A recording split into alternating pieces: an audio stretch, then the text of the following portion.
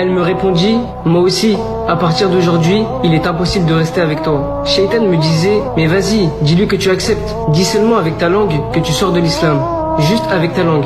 T'as rien à perdre. Malheureusement, aujourd'hui, beaucoup de nos frères et sœurs ont lâché la religion pour une femme ou pour un homme. Le lendemain, elle va me voir avec une tenue très attirante.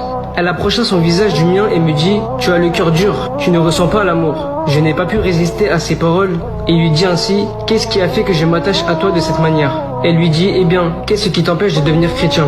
Je n'accepterai de me marier avec toi que si tu le deviens. » Là, j'ai tout oublié. Et j'ai oublié même que je m'appelais Mohammed, comme le prophète alayhi salatu wassalam. J'ai oublié mon père qui me réveillait pour prier le Fajr quand j'étais en primaire. J'ai oublié ma mère qui ne cessait de demander à Allah de me guider quand elle me voyait rentrer tard chez moi.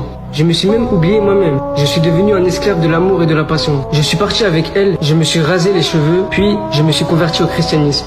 Je suis allé pour la première fois de ma vie à l'église. Et quand je suis rentré, je me suis mis à pleurer. Sans me rendre compte, c'était les larmes de la foi qui sortaient de mes yeux. Après toutes ces années de ma vie, je deviens chrétien. Oh Allah, quel sera mon châtiment? Sera-t-il le feu? Où est la crainte de mon Seigneur? Où est donc ma pudeur? Où est mon attachement à la religion? Tout ça a disparu à cause d'une fille. Après ça, je suis rentré chez moi en vitesse. Et j'ai abandonné cette fille. J'ai touché ma tête qui n'avait plus de cheveux. Et je me suis dit, qu'est-ce que tu fais?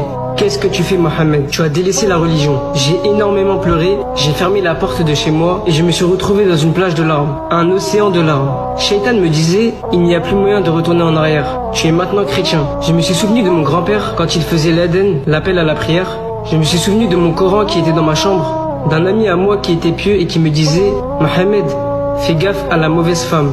Je me suis mis à crier en disant non, non, oh Allah, ne prends pas mon âme maintenant. Je vais retourner à l'islam. Je retourne vers toi, vers le Coran. Je suis allé en vitesse dans la salle de bain. J'ai jeté la chaîne avec le pendentif. Je me suis purifié et fait mes grandes ablutions. Puis, j'en suis sorti en ressentant que je n'avais plus aucun péché. J'ai prononcé la shahada, l'attestation de foi. J'ai senti après avoir dit ces paroles que j'étais l'homme le plus heureux du monde. La joie, elle est dans l'islam. La joie n'est pas dans le haram. Elle n'est pas dans la mécréance. La joie, elle est dans le chemin d'Allah.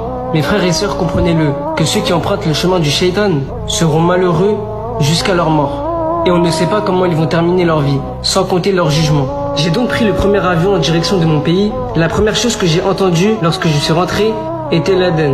Je ne pus me retenir de pleurer, mes larmes coulaient, et je me disais, est-ce que Allah va me pardonner?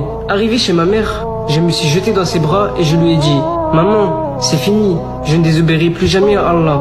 Pardonne-moi pour tout ce que j'ai pu faire comme mal. Il a eu l'occasion de se réveiller et de se repentir avant sa mort. Mais peut-être que nous n'aurions pas cette occasion. Je lui ai donc dit, pardonne-moi mon éloignement de la maison. Elle me serra fort dans